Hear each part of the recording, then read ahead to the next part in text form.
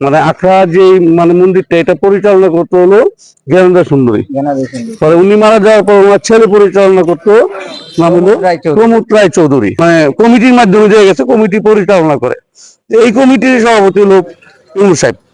আচ্ছা, এইখানে আমাদের 5% 81 জায়গা মানে সিএসএও মন্দিরের নামে, আর মন্দিরের নামে।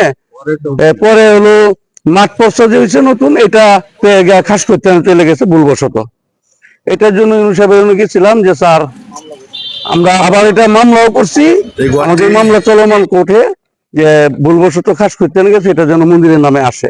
এই জায়গাটা পূর্বে থেকে সিএস আর এই নরসিংহজোর আখড়া হনুমানতলা আমরা শিশুকাল থেকে আমরা দেখে আসছি। এখন বয়স 70-এর উপরে বৃদ্ধ হয়ে গেছি, এখন পর্যন্ত আমরা দেখে আসছি, কিন্তু কিছু কিছু অসাধু লোকের জন্য আমরা আজকে বিতাড়িত।